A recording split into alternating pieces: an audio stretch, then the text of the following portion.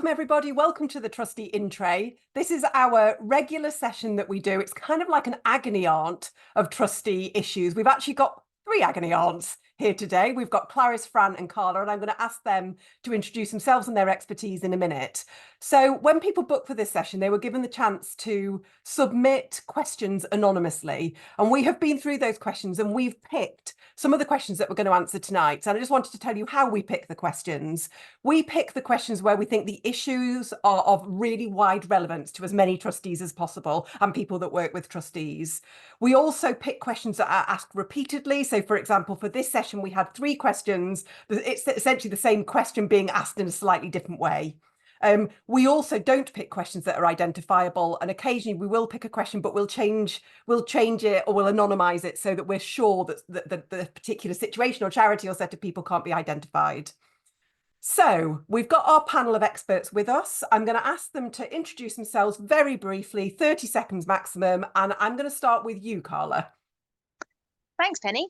I'm Carla. I'm one of the partners in the charity team at Russell Cook. So I'm an employment lawyer by background, but I work exclusively with charities. So with that hat on, I'm really interested tonight to talk about any kind of relationship issues. How do employees and the board get on well together?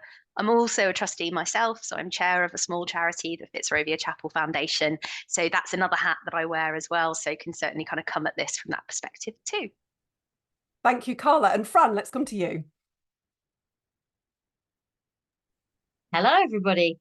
Lovely to be here. I'm Fran, founding director of Heart-Centered Leaders, a former charity CEO and a new trustee of Radical Recruit. Thank you. And Clarice. Hello, and really glad to be with you all today. Like Carla, I'm a lawyer by background, and that's been at the Charity Commission in-house and for the most part advising in private practice. But in my current chapter, I am doing a lot of board support, board observation kind of work and training. Great, thank you. And I'm Penny, I'm CEO of Getting On Board, and I'm just chairing because I'm very nosy and I work with lots of trustees and I love to talk about these issues. So let's go straight to question 1. And this is a really, really common one, isn't it? So the question was, how do we manage trustees who do not respond or attend meetings? And Clarice, let's come to you first on this one. What would you do about this? I think it really depends whether it's a new trustee who may need some support in understanding what their role is and getting up to speed and the importance of attending. If it's somebody that's been on the board for a while, I'd be asking, should they be there? Should they be taking a seat at the table? Do they understand their legal responsibilities? I did mention about the Charity Commission. They would be the people I'd be gunning for first, to be quite honest, thinking, well, you're not discharging your responsibilities because you know nothing about this and you're not there. I'll hand over to others to add to that. And I love that you started by saying about, if it's a new trustee, it might be that they need some support. And I think that kind of starting position of empathy is really brilliant. And longer standing trustees, we don't make it easy for trustees to leave, do we? And sometimes they kind of slink off because we haven't got term limits and we're not using them. And we need to allow people to actually say, I want to leave now, thank you. Carla, how would you approach this one? Yeah, I mean, I think again, it depends on the reason. I think that's probably, maybe fluffy employment lawyer answer is kind of talk to them or try and talk to them. Because there could be like so many different reasons. It might be a long-standing trustee, but it might be someone who has been great and has got some issues with their personal life or something that's taking them away. So if it's something that, they're going to be missing for 2 or 3 meetings, I don't know, it depends on your charity, depends on what's going on at the time, what's the size of your board, how important is that they're there and you kind of manage to agree that someone will be absent for a bit. I think that all I would say is that when it's a trustee role, you do have more leeway than a sort of quasi-employment or something position to take the decisions as a collective board and to take it relatively quickly. So if you've tried to talk to someone and you can't really get to them, they're not responding, they're totally not engaging, then as Clarice said, ultimately, they're not discharging their duties, they're not doing the job. So even if you feel a bit guilty because you know that there's a good reason for it, they they can't be in that role if they can't do the job. So you can make a pretty quick decision as a board if you have to say you can't be part of this right now. And am I right in thinking that some governing documents say something about this, Carla? Say something about, certain number of meetings that people can't attend? Exactly. So as with so many answers to all of the questions that come up probably tonight and in many of these other sessions, it will be about knowing your governing document, because even if it comes to the point where you decide, the remaining trustees decide, well, we're going to have to consider removing this person, make sure you do it correctly, because there's nothing worse than someone saying, oh, we removed them as a trustee, and actually you haven't, or you didn't do it correctly, and that person is now saying no, you didn't. And so yeah, knowing your governing document and knowing what you have to do and what you can do is going to be really, really important. Thank you. Fran, would you add anything to this?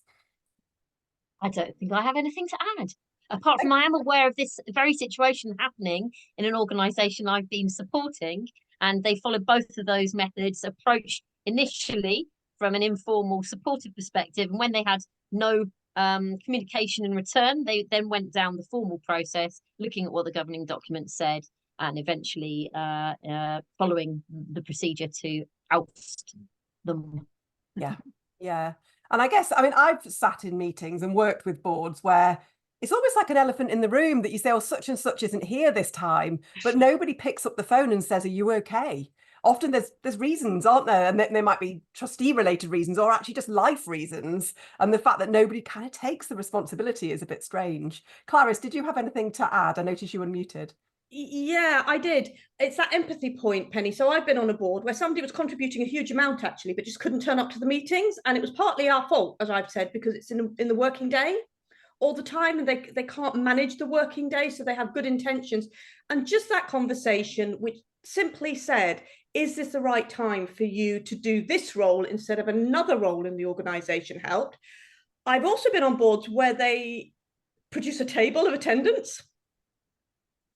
Registers of attendance, and that speaks for itself sometimes and might help somebody. I think it's your point about letting someone go with good grace and in a nice way.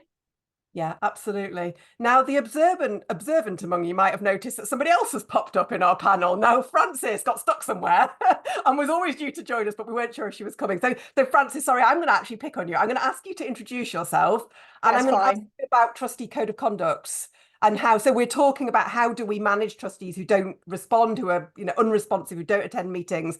Tell us who you are and tell us a little bit about trustee code of conducts. I shall. So yes, people like me who turn up late. Unfortunately, I'm hoping my system is now stable. I've had to restart it because it keeps telling me I've lost internet connection. So hopefully, at least it wasn't happening yesterday when I was chairing the event. So I'm Frances Brown. My background is in governance. So I've been head of governance at a number of organisations. I also do a lot of work around EDI and anti-racism, and an associate with getting on board, particularly delivering training around inclusion.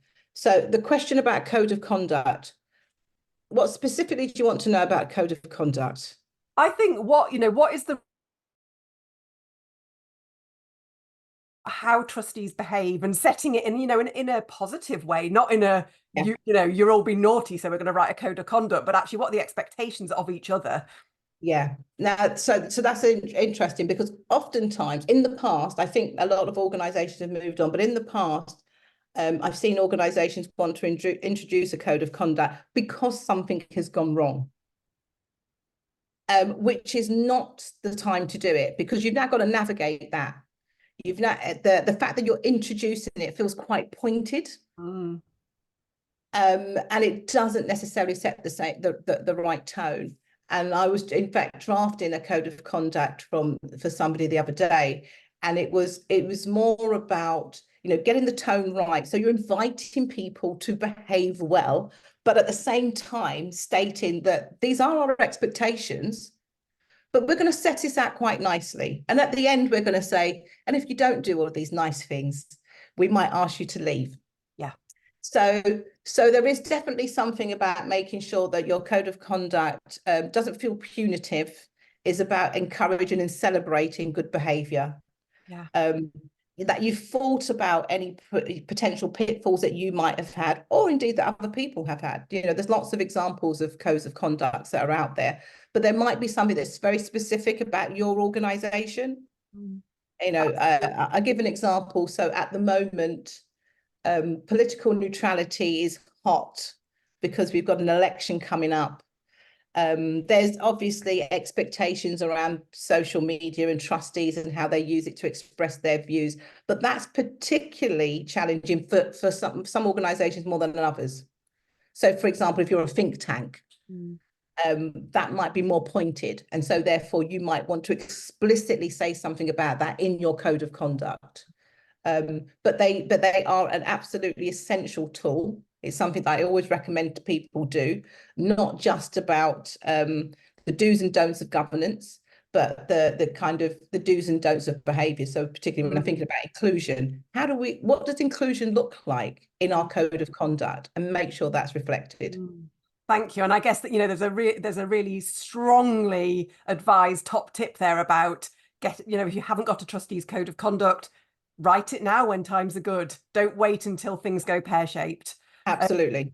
And I like Jeff's point in the chat. So Jeff has said, you know, for this question, so how do we manage trustees who don't respond or attend meetings? Wait until their term is up and don't have them back, basically. And I think, you know, it's tempting just to not tackle something and keep somebody who's not really engaging. They're taking a valuable seat up, aren't they? Yeah. Chris has said he's adapted a template and added the 7 Nolan principles, only one side of A4. Brilliant. Our previous one made you want to lose the will to live. Thank you for that, Chris. They shouldn't read like that, should they? They should be very positive kind of affirmations of, you know, we are committing to listening to each other, to keeping an open mind, to being respectful, to turning up on time, to reading the papers. So they should feel really, really positive. So let's move on to the next question. And this was one of the questions that was actually asked kind of 3 times in a similar way. And the question is, how do we create a more proactive team of trustees? Carla, let's come to you first on this one. Yeah, I mean, I think it is a really interesting one, because it is partly about how you go about recruiting trustees and how honest you are at the outset about the time commitment that is going to be required.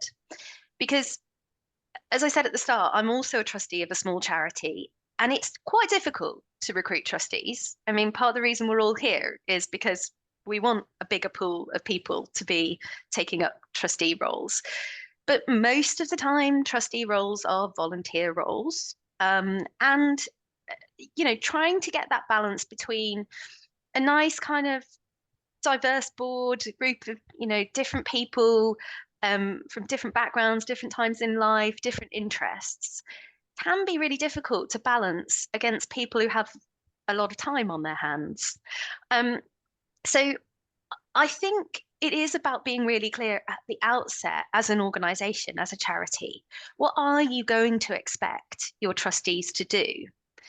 And then communicating that when you're recruiting people. Because I think there's a real temptation to say to people, to get them in the door and to get them around the table, we have 4 trustee meetings a year. That's all you need to do. Turn up. You need to read the papers in advance, turn up to the board meetings, and that's it. And actually, if you're being honest with yourself, if someone does just that, perhaps that's not going to be enough. Now, I don't know, you know, maybe the people who are asking these questions might be able to give us a bit more of a sense of what they mean by people not pulling their weight. But I think it is partly, from my perspective, I think, getting that really difficult balance between making clear to people that as a volunteer, this is what you're going to expect of them, and not putting them off by saying it's a volunteer role, but actually it carries a lot of legal duties. There's going to be quite a few time commitments. You know, it could be a hard sell. And Fran, you work with a lot of charity CEOs. You've been a charity CEO, and obviously not all charities have staff, but for charities with staff, do you think there's a mismatch between what staff think of as proactive or engaged and what trustees think is a reasonable amount of proactive and engaged? Yeah, that's quite funny. Yes, I'm sure there is, and it's all down to, as you said, Carla, good communication, isn't it? And it can work both ways. I've worked with trustees who really wanted to be heavily involved. And I was almost trying to keep them slightly at arm's length until my chairman sort of said to me, now, be a bit more clever here, Fran. Find out how you can utilize them where you're using their skills to help an urgent need that you have already. So I think that matching point is a really important one.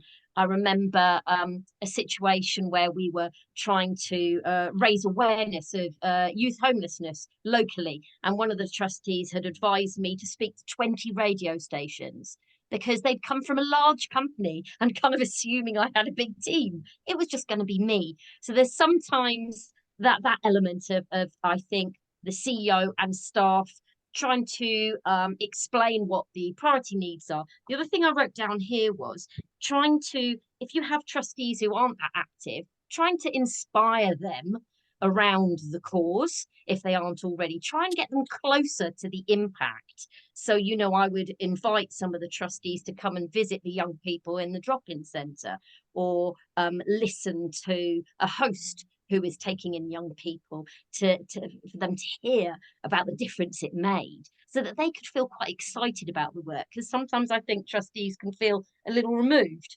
And the third thing I've written down here is be flexible. Like you said, you know, trustees are often very busy people. And, you know, if we want them to help us, we might need to just take a little bit of time to work out what suits them best. You know, we're doing that more and more, aren't we, with employees now, hopefully. And so I think, you know, we need to extend the same courtesy to our trustees.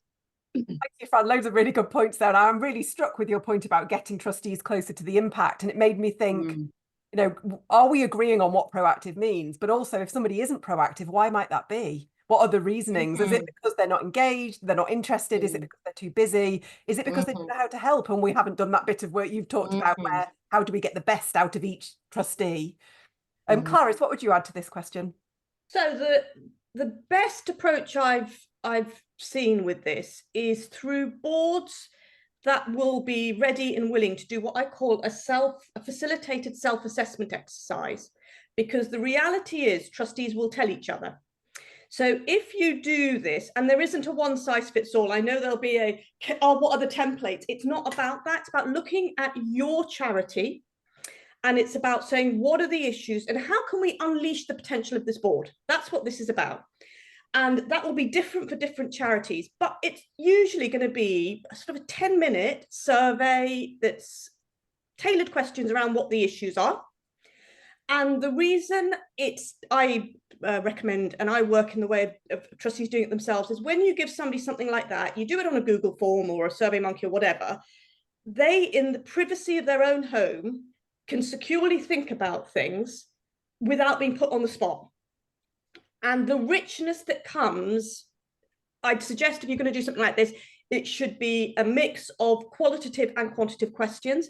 But the qualitative things like, what's your motivation for being a trustee? What would help you be more involved between meetings? What would help you in a meeting? I call it a smorgasbord of questions that you would ask. And if you do it as a tick box exercise, it doesn't work. But that engages trustees. And what you find is that they very much complement. Most trustees actually come from an extremely good place. So you get back a lot of positivity, but you also get the honesty of, the best one I came across was somebody who said, you can always tell, they didn't say who X was. They just said some of the trustees, and all they've done is read the first 2 pages of every report, because if they read the rest of the report, they would have had answered all the questions they go on to ask. And it was pretty much as direct as that. But whoever was doing that would have known, and therefore maybe known to modify their behavior. So that is a tool on that. There is also a thing, I don't know if you've come across, called Tuckman's approach to small group relationships, which is spot on for trustees, about forming, norming, storming, performing, adjourning. We all want to be in performing, but the reality is that boards will go through an evolutionary process. And it can be that at the start of an organization, they are too proactive. It can become comfy old shoes. So it's what tools do you use to try and keep people in that performing, unleashing that board's potential zone, basically, recognizing it's not always possible to be in that zone at all points. Yeah. Thank you, Clarice. Chris in the chat, for people attending live, has said the Directory of Social Change has a board review questionnaire, which is helpful. And I wonder if, Daisy, you might find the link to that, and also to Tuckman's, a link to an explanation of Tuckman's that Clarice just mentioned. Francis, I'm going to come to you with the next question, which is absolutely related. So if you've still got things to add on the previous questions, feel free. And this comes from a trustee themselves, and they say, how active do I need to be as a trustee? So we're kind of in the same territory here, aren't we? So how would you help somebody answer that, Francis? Oh, so a couple of things. So building on what was gone before, I would just also add a couple of housekeeping things that we often do poorly, which is give people notice about the things that they can get engaged with. And not just, you know, give people things at the last minute. But I really like Fran's point about, you know, being clear about what they can do and what they can't do. So we don't keep giving them, you know, embarrassing asks that they can't ever fulfill. So how active do I need to be? I think this kind of starts from when you are recruited. Ideally, something that I do, which is to make sure that in the adverts, you've given people an indication of what the time commitment is. And that means your minimum time commitment, but talk about the plus. So people often say you've got these number of meetings, but they don't talk about the plus, all the other things that they need to do. And also when people are signing up, they look at the meetings, but they don't factor in. So if there's 4 meetings, that's also probably 4 evenings that I need to read and prepare for the papers. There's the additional time that I'm going to need in my first year, which is over and above what I might need to give for the rest of my term in terms of getting inducted. And I would say that, you know, there's no hard and fast. It depends on the organisation. Some organisations, the trustees are held deliberately at arm's length, as Fran has said, and for good reason. But some small charities, they look for a lot more from their board. They expect a lot. So I say all that waffle just to say there is no hard and fast, but it's a question that you need to, and a conversation that you need to have with your organisation, with the rest of the board, with the staff. There also has to be that push-pull. As somebody who's a head of governance, I often have to manage the ask, because this is not reasonable to ask of our trustees. What are the really critical things and activities and events that we must have some trustee representation at, or it's going to be really helpful to our trustees? And what are the things that are nice to-dos that we can let them know about, but we're not going to, you know, we're not going to put too much effort into, and we're not going to worry if nobody's able to attend. So those are conversations that if you're not sure about what you need to put in, you need to ask, but you can at least start with the basics. 4 meetings, 4 additional evenings preparing. Thank you, Francis. And I guess, you know, we can take this how active in 2 ways, can't we? Because we can take it as a time commitment, but actually usefulness as a trustee measured in time. There's that core stuff that you've talked about. Of course, that, you know, that's a given. How do we, as Fran and Carla were talking about, and Carla, perhaps I'll come to you on this one, how do we make sure that we're useful as a trustee? Yeah, and I think, again, if you are the trustee asking these questions, how can I be useful? How much do I need to do?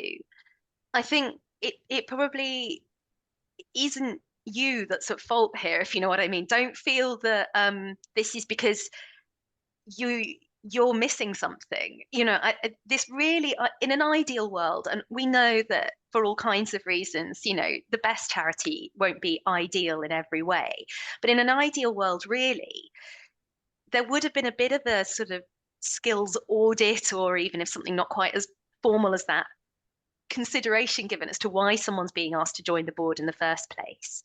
They will have been kind of told about that. And so, you know, I know that we've got some other questions a bit more specific about being someone on the board who's been brought in with a specific kind of skill or need. But I think really, I I think I would just echo what Francis said, really, is if you don't know the answers to that, it's definitely a conversation that needs to be had at board level. And I think ideally involving staff as well, depending on the organization, how big the organization is, maybe just involving senior management, CEO, or if it's a very small organization, maybe everyone just gets around the table and has a chat, and then everyone's really clear about the expectations.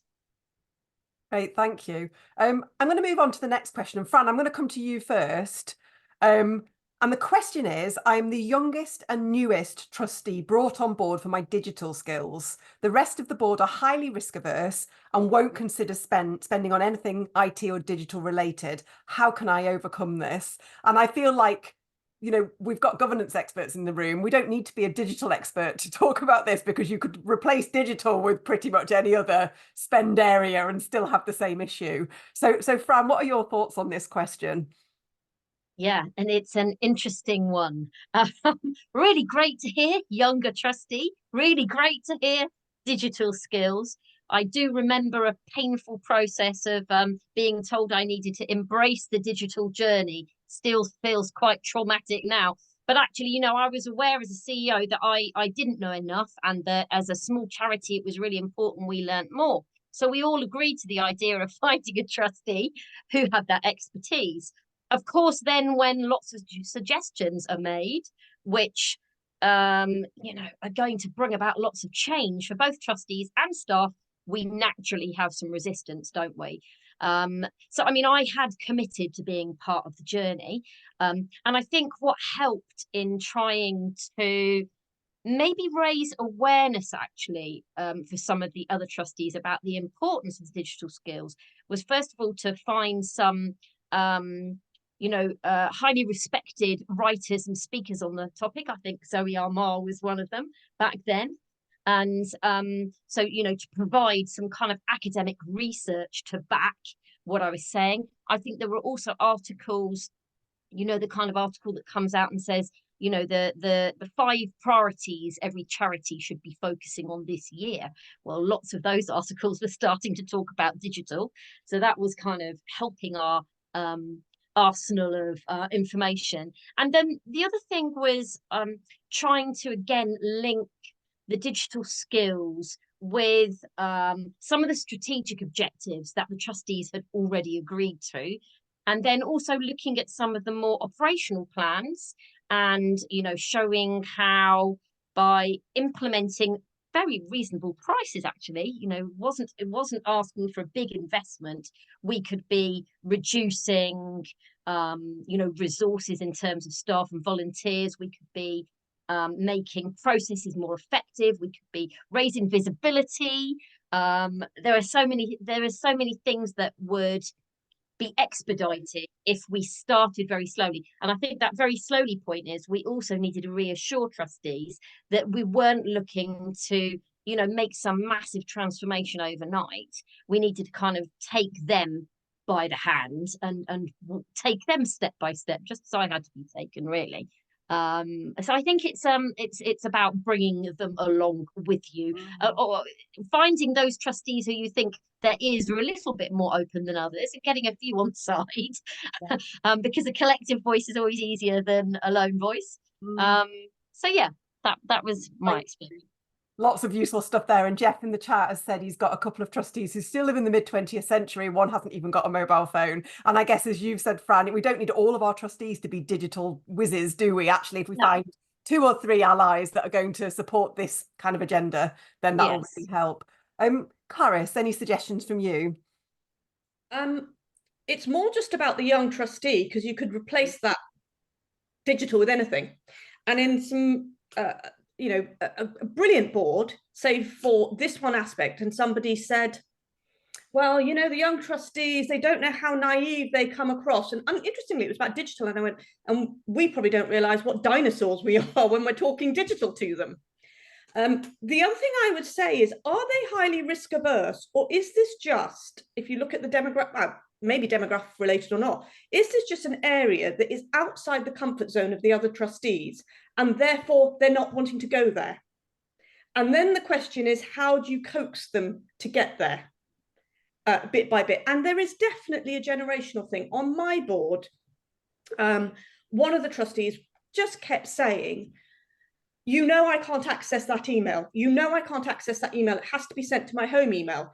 And in the end, we just had to have an offline discussion around data protection, around the responsibilities, et cetera, and coax them into getting the support they needed from an external consultant to engage with digital. Didn't take much, and now they can do it. Mm.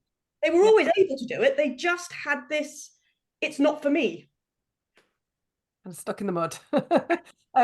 Frances, I want to come to you on, I think, diplomacy.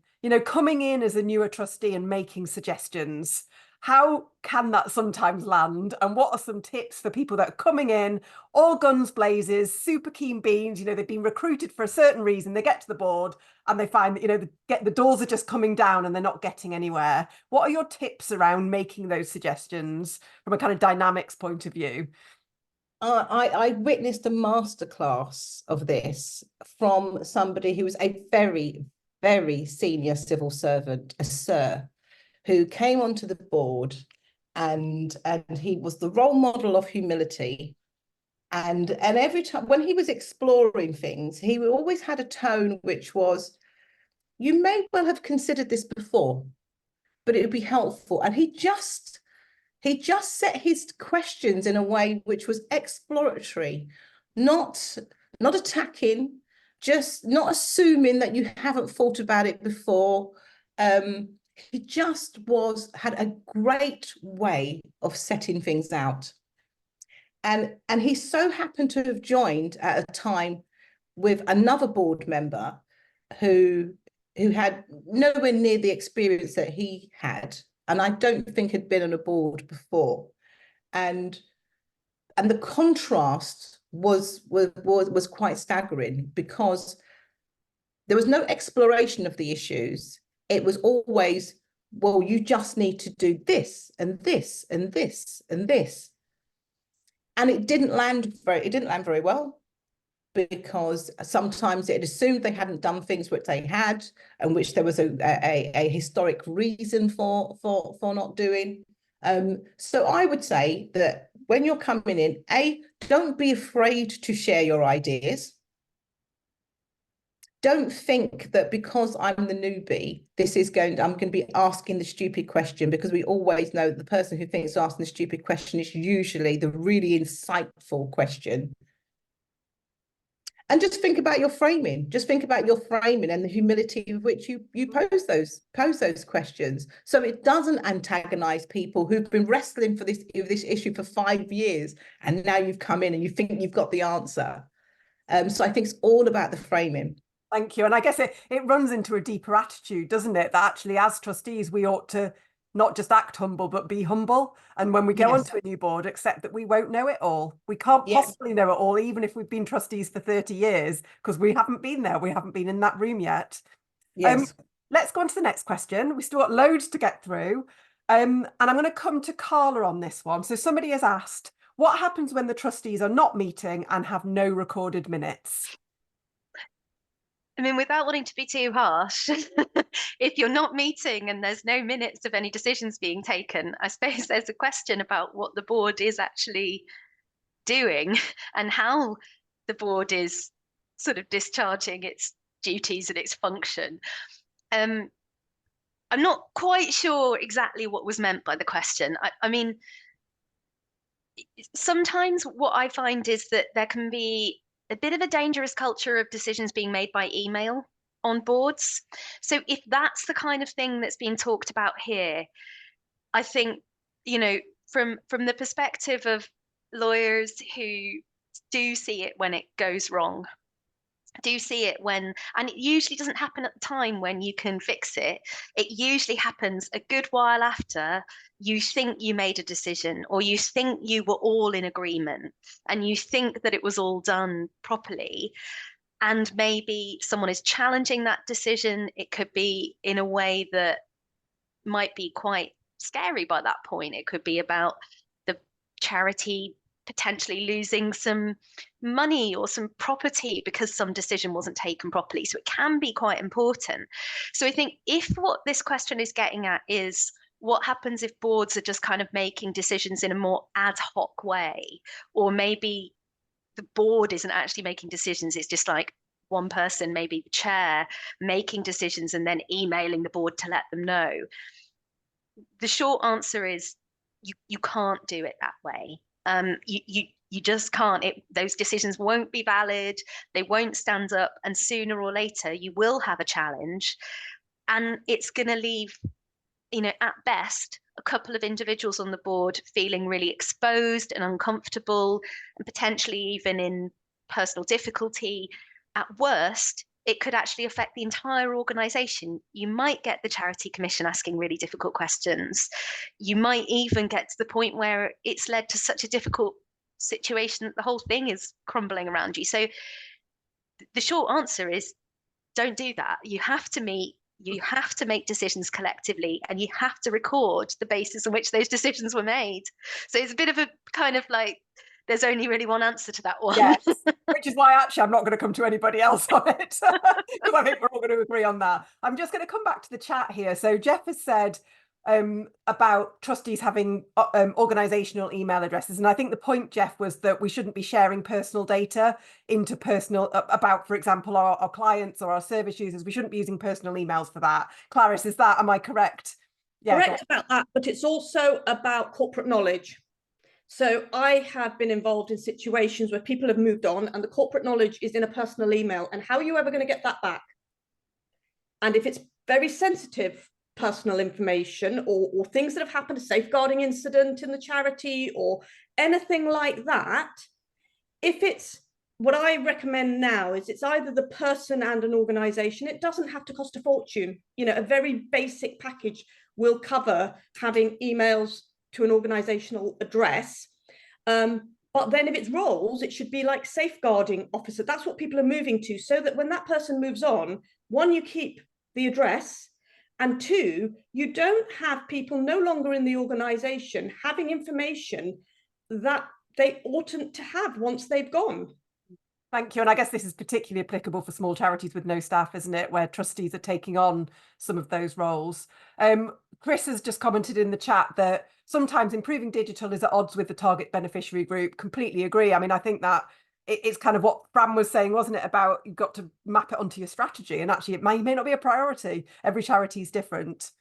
I'm going to come to you, Fran, next for this question, which I love this question.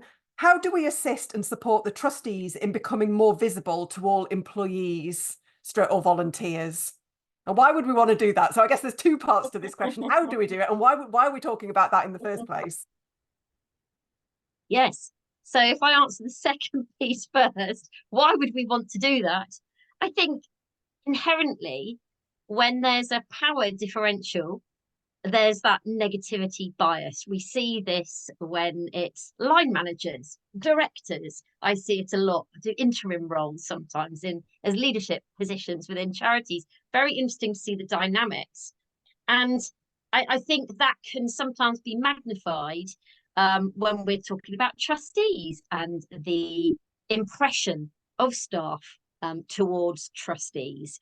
There are some stereotypes. There are some misassumptions that are made, and it's like any team. If we view the staff team and the trustee team as one whole, then we need to have some connection, don't we? We need to build understanding.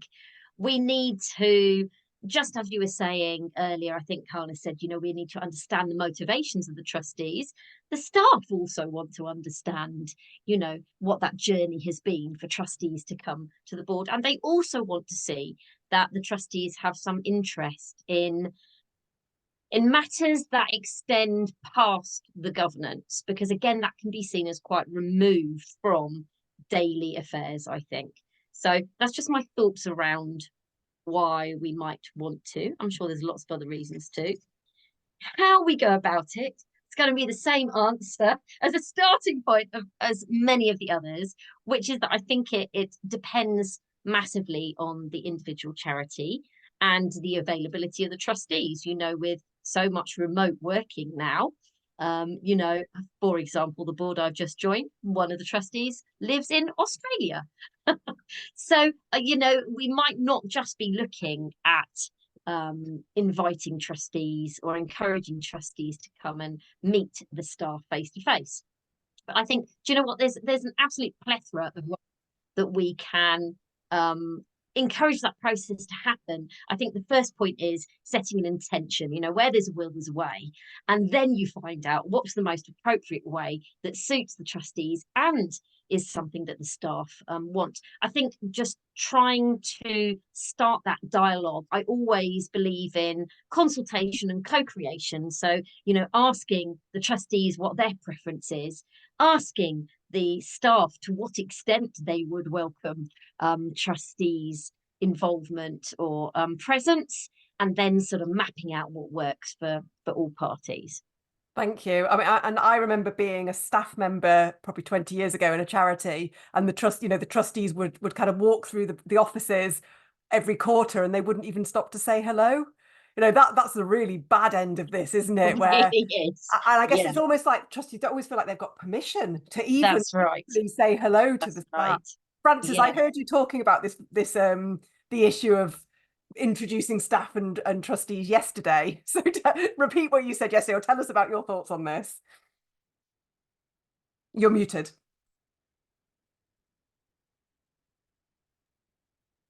You're asking me to remember what I said yesterday. I can't remember what I said 10 minutes ago. So can I just go back a step and then come back, because I was just looking at the issue about IT resistant trustees. I had a board of quite IT resistant trustees, all of whom were in their 70s at this. Well, the cohort who were resistant tended to be in their 70s. And I overcome this because we issued iPads, which we were kindly donated by somebody. We issued iPads because we were introducing a digital platform and saying, this is what we're going to do because of security reasons, because of cost effectiveness, etc. And I put Candy Crush on it. I loaded Candy Crush. They became Candy Crush converts, and they also became really staunch advocates for the platform, because once they were using it, they just found that it was so much easier. Not to say that they didn't have to lug, you know, huge wads of paper between their homes and the board meeting when they happened. So what a shame that most of us haven't got access to the resources to have iPads for our trustees. I know that's a very privileged answer, isn't it? I gave there. Yes, I don't always have that privilege. It just depends on the organisation that you work for. But at the time, that's what they were able to do. So can you repeat the question again? So how do we assist and support trustees in becoming more visible to employees and volunteers? Oh yes, we were talking about the fact that for a lot of staff, there's this mysterious cohort of people who they might see breeze through the office and then breeze out of the office and go and sit in a room for a couple of hours and talk about important things. I mean, there are numerous ways to do it. One is we used to make sure that there was a lunch, and that at that lunch, anyone could come to that lunch. So during the board meeting, they would come to the lunch. In one of organisation, there used to be a presentation from different teams just before, like a little half-hour presentation about the work of that team to the board, which was another way for them to connect. It's just, creating opportunities which are not just about the trustees meeting with each other, but also being able to meet and mingle with others. But the interesting thing that I found from one of those experiences, and have put a lot of work into making trustees more visible, is that once trustees become more visible, people realise they're really not that interested. It's like that once the mystery is gone, it's like, okay, I'm not, and then a lot of those initiatives, they last for a while and then they die down because people just think, okay, there's no mystery here. I don't need to engage. So I just think put the effort into making it less mysterious, but don't be proportionate in your response, because you can go to a lot of effort and find that it's not really that complicated. Thank you. I'm going to move us on. Clarice, Okay, can I just jump in? There's a tool that you can use that 2 of my boards have used, and actually you become more engaged. So just picking up on Francis' point, and that's to give trustees lead roles. So for Wysons, I'm a director on a cricket board. I'm the lead director on EDI. So if people have sensitive issues, they know who to come to. And I just touch base with the lead operational people from time to time. It's not hugely onerous, but governance and trusteeship is what I call the hard end of volunteering. It's not the soft, fluffy end. Getting more involved, going in and seeing people makes you understand the impact that you're having. Yeah, it's part of the joy of it, isn't it? Absolutely. Let's just pick up a couple of things from the chat. So Chris has said that as part of the trustee induction process, meeting the CEO and office staff is part of that. Brilliant tip. Daisy's also said it's a great way for staff to learn about becoming trustees elsewhere. I love that. I think that's really important, and that's of course an amazing development opportunity, isn't it? We've also, Jeff said that he worked in a non-charity environment. They introduced a new IT system and it was the only way people could claim their expenses. So I guess it's back to the Candy Crush example. You kind of, you're motivating people to want to get to use it, aren't you? Now, before I go on to the next question, I just want to come to Jeff's comment about scheme of delegation. So we don't assume any prior governance knowledge in this session. So Clarice, I'm going to come to you, and you're not expecting this, so tell me to go away if you'd rather not. Tell us what a scheme of delegation is, and tell us why it might be useful, particularly in an organisation which has staff and trustees. It can be useful whether you do or don't. Where you don't have staff, your trustees are going to have to do some of the operational roles. And therefore, they're going to have to understand how to take off their hat as a trustee and do that other role, but they're not doing it as a trustee. It's an operational thing. So a scheme of delegation can help set the framework for that. What are they allowed to do? What decisions are they allowed to take, if any? It might only be recommendations and that kind of thing. Where you then have staff, and the bigger as the organisation gets, you need more sophisticated scheme of delegation, so that the buck stops with trustees. That's what they've got to understand. So it's not enough to say, well, I delegated it to someone else, because you can delegate with, but not abdicate. So there has to be a framework there that says, right, we're giving you this task, project. This is the remit. This is what we expect reporting back. And there has to be this two-way flow of information. So trustees are on top of what's happening and nothing comes as a surprise. It does have to be proportionate. Therefore, really big charities will have quite complex schemes of delegation, particularly around financial issues, for example. But it doesn't have to be that complex. It just needs to be sufficient to ensure trustees have all the information they need, and the delegate knows where the delegation powers start and stop. So to give a practical example, there might be a section in there about, for charities with staff recruitment, it might say that the board recruits and appoints the CEO, that the CEO perhaps oversees the recruitment of other staff, that as long as it's within budget, that doesn't need to come to the board. So is that a fair example, Clarice? Yeah, that's a good example. That is a good example. Okay, great. And there are lots of templates of schemes of delegation out there, aren't there? Let's move on. We've got not much time, and we still want to cover off a couple of questions if we can. So the next one is about recruitment, and the question or the situation is quite long, but I'm going to read it out because I think we need all the information here. So somebody said the chair of the board failed to follow an open and transparent process when recruiting his friend to the board by claiming he was co-opted onto the board via text message to the other 2 trustees. I had no knowledge that this occurred until the trustee meeting, and he informed me after I questioned why this new person was at the meeting. The chair claimed he had communicated this in his report, which was sent 1 minute before the meeting. What can I do about this issue? Now, we don't know from this question whether this person is a trustee or a charity manager, but this is all about processes, about recruitment. Who might want to come to this one first? Can I jump in on that one quickly? I mean, it's not a valid appointment. Right.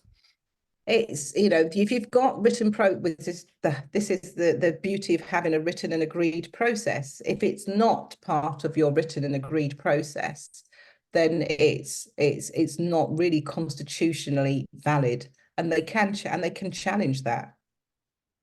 And you would expect to see that in the governing document, Frances. So is that where you'd start? You'd look there to see It could be in your governing document. Oftentimes, governing documents are going to be quite top line around the requirements, but in terms of the procedures, they might be written into your, if you have rules and operating procedures or a governance manual, but it might be documented somewhere. Ideally, it's documented somewhere.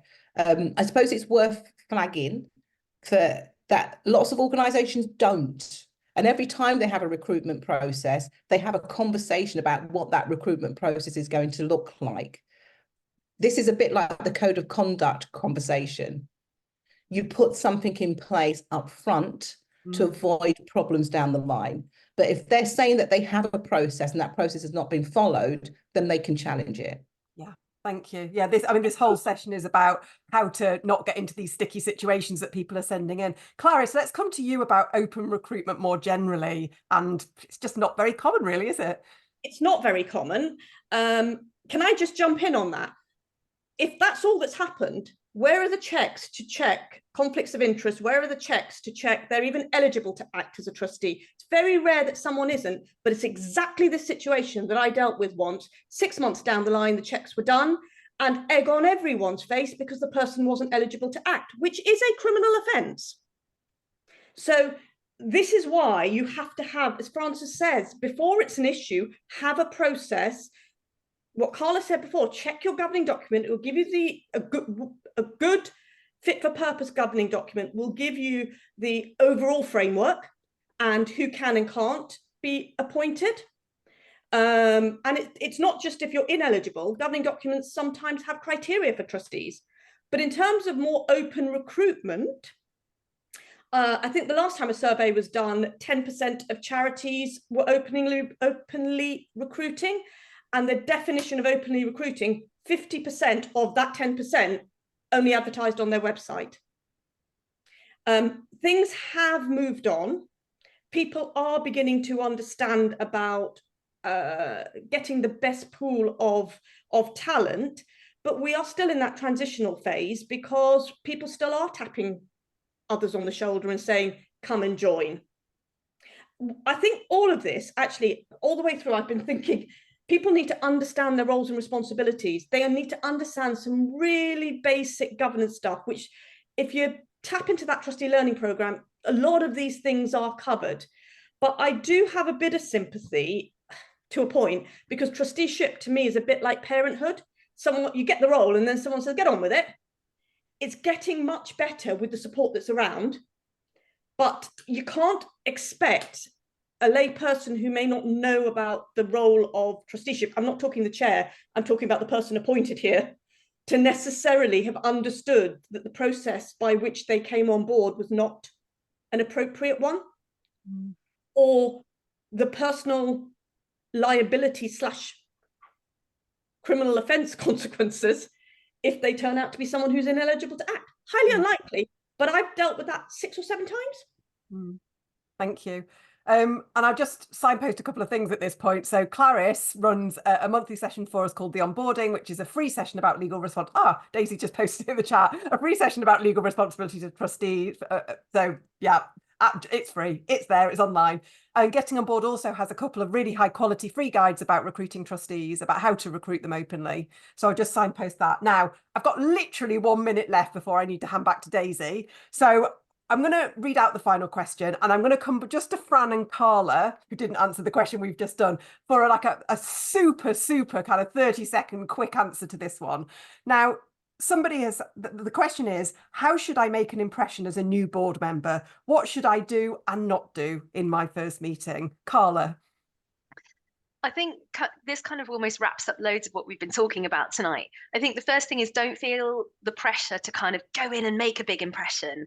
I think the best thing you could do as a new board member is make sure that you have had a look at the Constitution, understand what the organisation does, read the papers that you get in advance, so you're all nice and prepared. And then this almost comes back to the point I was going to make on the previous question, the last bit of that question about the recruitment. What can I do about this issue? I think the other thing you can do as a new trustee is not be afraid to speak up and ask questions. So I think make sure you're prepared and you've got as much kind of information in advance as possible, and then just go in there, listen, and don't be afraid to say, wait a minute, I don't quite understand that. Because I think a lot of what happens on boards is there's loads of people sitting there going, I don't think I understand, I don't think this is right, and no one is asking the question. So you're probably not the only one. Thank you. And Fran, anything quick to add to that? I was just going to say, listen, rather than feel like you have to make an impression to begin with.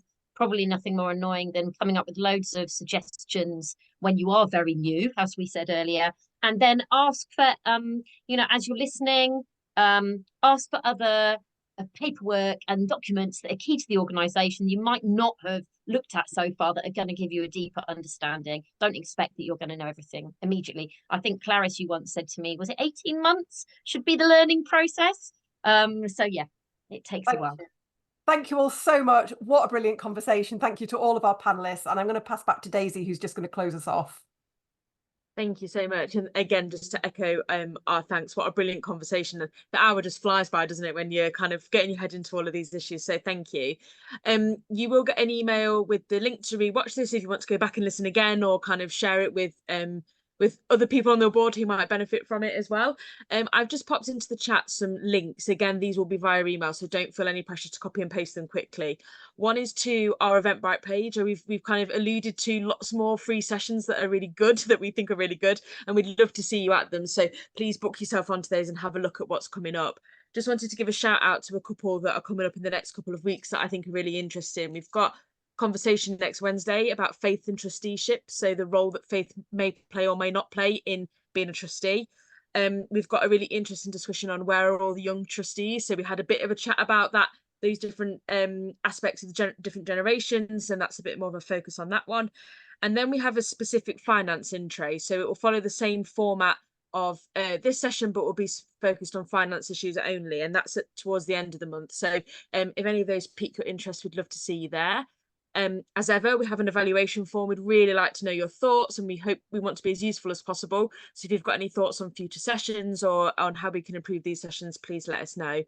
And our website is jam-packed full of resources. Penny mentioned the free guides, they're on there. There's lots of other resources that you can find. So please don't feel you're alone in navigating these kind of issues that we've spoken about today, because you're absolutely not. So bang on 5:30. That leaves me to say, enjoy the rest of your evening. We hope to see you again at another Getting On Board session, and take care and be a good trustee. See you later. Bye, everybody.